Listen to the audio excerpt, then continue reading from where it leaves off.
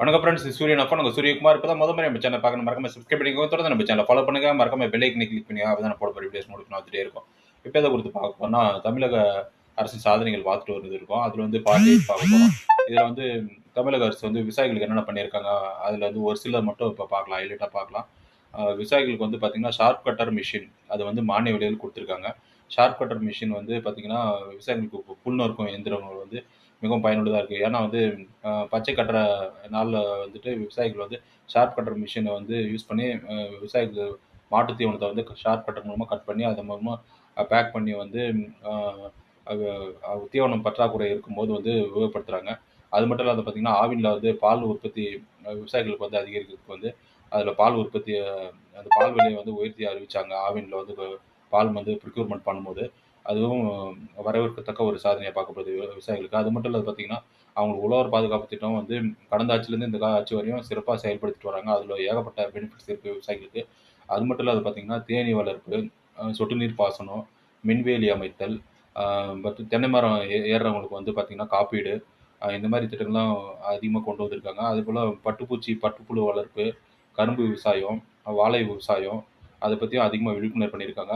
பிஎஃப்ஏசி கூட்டமா வந்து அட்மா திட்டத்தின் மூலமா வந்து என்னென்ன விவசாயம் பண்ணலாம் அப்படின்னு சொல்லிட்டு அதிக அளவு விழிப்புணர்வு பண்றாங்க. ஒவ்வொரு மாவட்டத்திலயும் பார்த்தீங்கன்னா, மாவட்ட விவசாயிகள் குறைதீர் கூட்டம் வந்து கண்டக்ட் பண்ணி, அதுல வந்து அரசின் சாதனை திட்டங்கள எடுத்து சொல்றாங்க.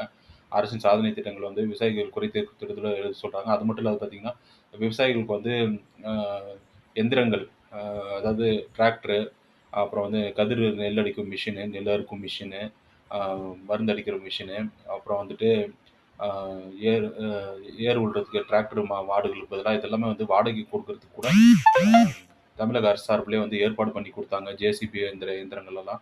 இதெல்லாம் வந்து ஒவ்வொரு மாவட்டத்திலயும், ஒவ்வொரு வட்டத்திலயும், தாலுக்குலயும் அவங்களே வந்து ஏஇ கிட்ட கான்டாக்ட் பண்ணி வாடகைக்கு எடுத்துக்க முடியும். இதெல்லாம் வந்து விவசாயிகளுக்கு தமிழக அரசு கொண்டு வந்த திட்டங்கள். அது மட்டும் இல்லாத பார்த்தீங்கன்னா, அவங்க இயற்கை விவசாயத்த ஊக்குவிக்கிறதுக்கு பார்த்தீங்கன்னா, அவங்களுக்கு வந்து விருதுகள் நெறையா நம்மாழ்வார் விருது அது மாரி அறிவிச்சாங்க. அது மட்டும் இல்லாத பார்த்தீங்கன்னா, விவசாயிகள் வந்து சிறப்பா செயல்படுறதுக்கு வந்து பார்த்தீங்கன்னா, தனியா வேலன் பட்ஜெட்டே வந்து தமிழக அரசு சார்புல நடத்தி காட்டுனாங்க. இதான் வந்து விவசாயத் துறையில வந்து தமிழக அரசு செஞ்ச ஒரு சில சாதனைகள். அதேபோல வந்து பசல் பீம யோஜனா, அ அந்த திட்டத்துக்கு வந்து பணம் கூட ஒரு சில டிஸ்ட்ரிக்ட்ல எல்லாமே வந்து மத்திய அரசு குடுக்கல. ஆனா வந்து ஸ்டேட் கவர்மெண்ட் மாநில அரசு நிதியிலேருந்தே விடுவிச்சாங்க. அதெல்லாமே கூட நீங்க பார்த்துருப்பீங்க. அ அது மட்டும் இல்லாத பார்த்தீங்கன்னா, இப்ப யூரியா வந்து குடுக்குறதுக்கு கூட முதல்வர் வந்து பிஎம் கிட்ட கேட்டு கூட உரம் தட்டுப்பாடெல்லாம் கூட நிவர்த்தி பண்ணி குடுத்தாரு. இதெல்லாம் சாதனைகள் தான். தொடர்ந்து நம்ம சேனல ஃபாலோ பண்ணுங்க. Thank you.